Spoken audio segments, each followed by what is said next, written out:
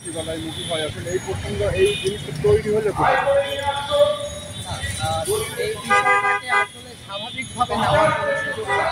যেহেতু সচিবালয় একটি রাষ্ট্রীয় প্রতিষ্ঠান, এই রাষ্ট্রীয় প্রতিষ্ঠান এবং রাষ্ট্রীয় যে সকল জিনিসপত্র থাকে সেগুলো রক্ষণাবেক্ষণ করা এবং নাগরিক হিসেবে আমাদের প্রত্যেকের দায়িত্ব। কিন্তু আপনি যদি দেখেন বিগত গণঅভ্যুত্থানের সময় আমরা সেই সকল রাষ্ট্রীয় প্রতিষ্ঠানগুলোতেও কিছু মানুষ, যেমন আমরা সেই সংসদ পার্লামেন্টও কিন্তু আমরা আক্রমণ করে মানুষজন দিয়েছে এবং 5ই আগস্ট, পাশাপাশি যে গণভবন সেখানেও মানুষ দিয়েছে।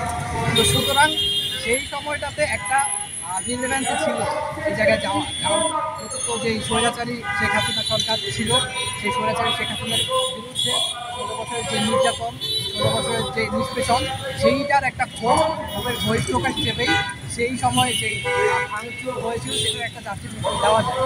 অভ্যুত্থান পরবর্তীতে এই ধরনের যে কার্যক্রম রাষ্ট্রীয় কিছু হলেই রাষ্ট্রীয় যে প্রতিষ্ঠান সেখানে হামলা করা কিংবা রাষ্ট্রীয় যে সকল জিনিসপত্র আছে সেগুলো ভাঙচুর করা, সেটাকে আমরা সমর্থন। 5ই আগস্টের পরে এটা আরও বেড়ে গেছে। 5ই আগস্টের আগে আমরা এটা দেখি 5ই আগস্টের পর কোনো কিছু হলে মুখী হয় বা কোথা থেকে সেটাই এই ধারণাটা আপনি দেখবেন যে 5ই আগস্টের যে স্পিরিটটাকে কিন্তু এখনও এই দেশের সাধারণ জনগণ এবং বিশেষ করে শিক্ষার্থী বন্ধুদের মধ্যে এখনও এই স্পিরিটটা ধারণ করে। এখন আপনি যদি দেখেন কোন প্রেক্ষাপটে সচিবালয়ে হামলা করা হয়েছে, আপনি প্রেক্ষাপটটা দেখেন। এর আগের দিন কি হইল, মাইলস্টোনের বিমান বিধ্বস্তের মতো ঘটনা ঘটলো, কতগুলো শিক্ষার্থী মারা গেল, ছোট ছোট বাচ্চারা মারা গেছে, আগুনের পুরে ঝলছে, যেটা আসলে দেখার মতো ছিল না, এবং সেদিন কি হলো আমরা জানি পরের দিন এইচএসসি পরীক্ষা আছে। এইচএসসি পরীক্ষাকে কেন্দ্র করে আমরা দেখলাম মাইলস্টোন যেহেতু ওখানে কলেজের শিক্ষার্থীরা পড়াশোনা করে তাদের শিক্ষার্থীরা পরীক্ষা দিবে, আমরা দেখলাম পরের দিন যে পরীক্ষা ছিল সেটা শিক্ষা মন্ত্রণালয় থেকে বাতিল কেন করা হয় নাই থেকে শিক্ষার্থীরা ক্ষুব্ধ হয়েছিল। কারণ আপনি অন্যান্য কলেজের কথা বাদ দেন, মাইলস্টোনের যে শিক্ষার্থীরা আছে তারা তো সাফা না, তারা পরের দিন এরকম একটা ইনসিডেন্ট হওয়ার পরে তখন তাদের পক্ষে পরীক্ষা দেওয়ার সুযোগ ছিল। কিন্তু আপনি দেখবেন তাদের একটা স্পিরিট ছিল, তাদের একটা ক্ষোভ ছিল।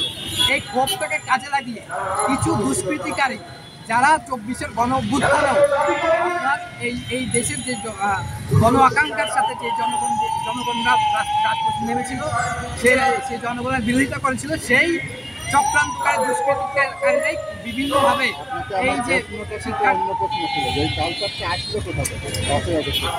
এই কালচারটা আসলে কোথা থেকে আসলে আমি নিজেও বলতে পারবো। কারণ আপনি যদি দেখেন আমরা বিভিন্ন সময়, আপনি দেখেন 5ই আগস্টে কী হয়েছে, 5ই আগস্টে সরি আমরা 5ই আগস্টের পরে কী হয়েছে, আপনি দেখেন বিভিন্ন জায়গায় মব ক্রিয়েট করা হয়েছে, মব ক্রিয়েট করে বিভিন্ন জায়গায় সন্ত্রাসী হামলা করা হয়েছে। এগুলোর একটাও বিচার হয় না। হ্যাঁ, এগুলোর একটাও বিচার হয় না। নারীর উপর হামলা করা হয়েছে, সিগারেট খায় কেন তার জন্য হামলা করা হয়েছে, তারপর ধর্ষণের মতো ঘটনা ঘটছে, আপনি তো দেখছেন। আর বিভিন্ন সময় আপনারা দেখেন এই যে মিটফোর্ডের সামনে প্রকাশ্যে কীভাবে হত্যা করা হয়েছে, এগুলোর একটারও কি বিচার হয়েছে?